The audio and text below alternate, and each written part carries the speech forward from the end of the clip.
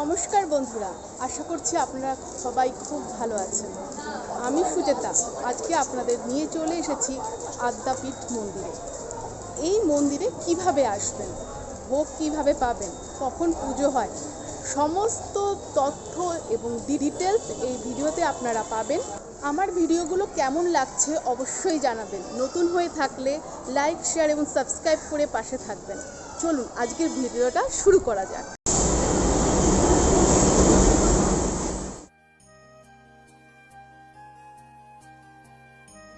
আদ্যাপীঠ মন্দিরে আসতে গেলে শিয়ালদহ থেকে ট্রেনে করে দক্ষিণেশ্বর স্টেশনে নামতে হবে।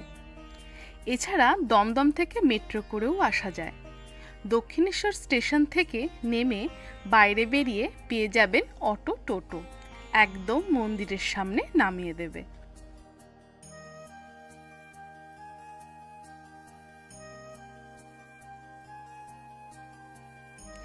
মন্দিরে ঢোকার ঠিক মুখে রাস্তার দুধারে বেশ কিছু দোকান পাবেন, যেখানে পুজো দেওয়ার জন্য ডালা পাওয়া যায়। নিজেদের পছন্দ মতন নিতে পারেন। আছে, 200 আছে, শাড়ি দিয়ে 500 টাকা আছে, শাড়ি দিয়ে 1000 টাকার আছে। আপনি যেরকম খুশি নিতে পারেন।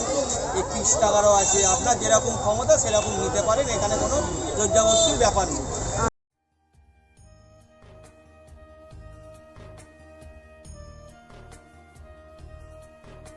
মন্দিরে ঢুকে হাতের ডান দিকে কিছুটা গিয়ে পেয়ে যাবেন গাড়ি পার্ক করার জায়গা। 3 চাকা আর 4 চাকা ঘন্টায় 20 টাকা, 2 চাকা ঘন্টায় 10 টাকা।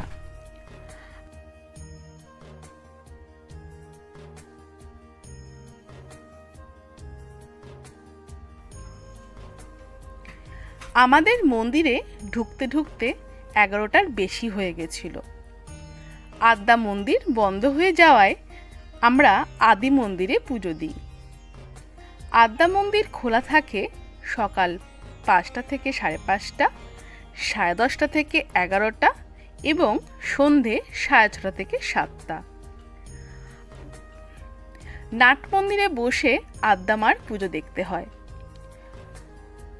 আদ্যা মন্দিরের চারিদিকে আরও মন্দির আছে, যেগুলি সারাদিনই প্রায় খোলা থাকে।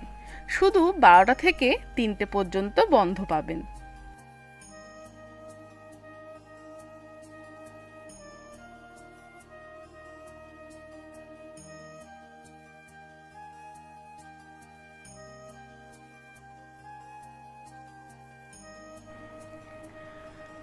পশ্চিমবঙ্গের প্রসিদ্ধ কালী মন্দিরগুলির মধ্যে অন্যতম হল আদ্যাপীঠ মন্দির।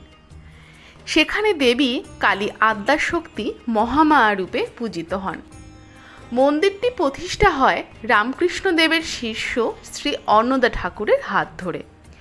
এই আদ্যাপীঠ মন্দিরের সঙ্গে জুড়ে রয়েছে নানান অলৌকিক কাহিনী। অন্নদা ঠাকুরকে স্বপ্নাদেশ দেন আদ্যা মা ও শ্রীরামকৃষ্ণদেব।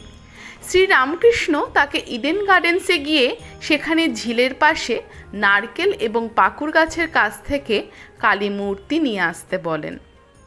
স্বপ্নাদেশ অনুযায়ী তিনি সেখানে যান এবং ঝিলের পাশ থেকে 18 ইঞ্চি আদ্যা মায়ের কোষ্ঠী পাথরের মূর্তি পান। সেদিন ছিল রামনবমী তিথি। রাতে দেবী দেখা দিয়ে বলেন, অন্নদা, কাল বিজয়া দশমী, তুমি গঙ্গায় আমায় বিসর্জন দিয়ে দাও। দেবীর এই কথা শুনে অন্নদা ঠাকুর এক প্রকার আঁতকে ওঠেন। তিনি ভাবতে থাকেন পুজো পাঠ না করায় মা রাগ করে চলে যাচ্ছেন। তখন দেবী বলেন, আমি শুধু শাস্ত্রবিহিত মতে পূজা পেতে চাই। যে ভক্ত সহজ সরলভাবে নিজের ভোগ্য বস্ত্র এবং ব্যবহার্য বস্তু আমাকে নিবেদন করেন, সেটাই আমার পুজো। অন্নদা ঠাকুর বিজয়া দশমীতে মাঝগঙ্গায় মূর্তিটি বিসর্জন দেন।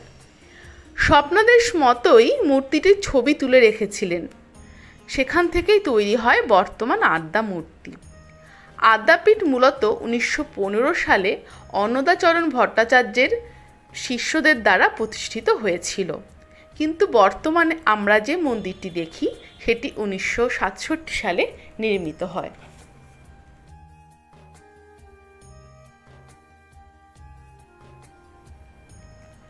মূল মন্দিরের নির্মাণেও বৈচিত্র্যের ছোঁয়া আছে। মন্দিরের চূড়ায় সর্বধর্মের প্রতীক ব্যবহৃত আছে। হিন্দু ধর্মের ত্রিশূল, বৌদ্ধ ধর্মের পাখা, খ্রিস্ট ধর্মের ক্রুশ এবং ইসলাম ধর্মের চাঁদ তারা। জনশ্রুতি এমন ভাবনা, স্বপ্নাদেশ অনুযায়ী দেবী যে সর্বজনীন।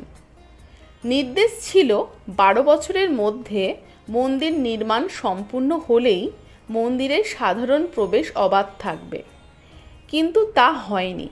তাই নাট মন্দির থেকেই দর্শন করতে হয় দেবীকে। আদ্যাপীঠে ভোগ খেতে চাইলে কুপন কাটতে হয়, যার মূল্য 60 টাকা আর অর্ধেক 30 টাকা। সকাল 8টা থেকে দুপুর 12টা পর্যন্ত কুপন কাটা যায়, আর সকাল 11:45 থেকে বেলা 1টা পর্যন্ত ভোগ দেওয়া হয়। যদি প্রসাদ অতিরিক্ত থাকে 1টার পরও কুপন দেওয়া হয়। আর বলে রাখি, যদি কেউ প্রসাদ বাড়িতে নিয়ে যাবেন ভাবেন, তার জন্য আলাদা কুপন কাটতে হবে আর কন্টেনার নিয়ে আসতে হবে। যদি কন্টেনার না নিয়ে আসেন তাহলে মন্দিরে ঢোকার আগে যেসব দোকানের ডালা পাওয়া যায় ওই সব দোকানে কন্টেনার পেয়ে যাবেন। আদ্যাপীঠের ভোগে রয়েছে বিশেষ বৈশিষ্ট্য। আদ্যামার জন্য 22.5 চাল রান্না হয়, রাধাকৃষ্ণের জন্য 32.5 চাল বরাদ্দ রয়েছে এবং রামকৃষ্ণ দেবের জন্য 12 চাল রান্না হয়। সেই ভোগ পঞ্চব্যঞ্জনে নিবেদন করা হয়। এর সঙ্গে থাকে বিশেষ পরমান্ন ভোগ। অন্নদা ঠাকুর নির্দেশ দিয়েছিলেন বৃহৎ ভোগ মন্দিরে যাবে না, মন্দিরের পাশে ভোগালয়ে তা সাজিয়ে দেওয়া হবে, সেখানেই নিবেদন করা হবে। আজও তার নির্দেশ মতো শুধুমাত্র পরমান্ন ভোগ দেবীর কাছে যায়। এছাড়া রাতে নিবেদন করা হয় ঘি এবং উৎকৃষ্ট চাল দিয়ে তৈরি অমৃত ভোগ।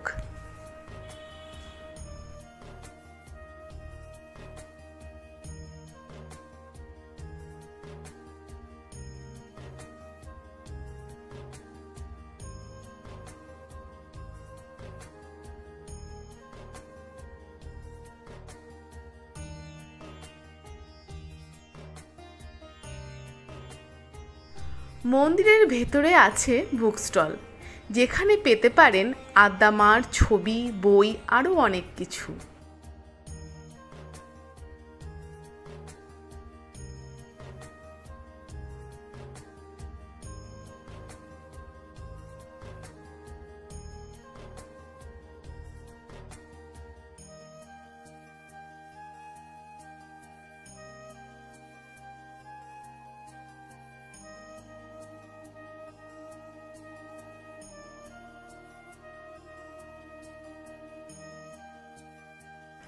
আজকে আমার ভিডিওটি কেমন লাগলো অবশ্যই কিন্তু জানাবেন। খুব শিগগিরই দেখা হবে নতুন কোনো ডেস্টিনেশন নিয়ে। সবাই ভালো থাকবেন।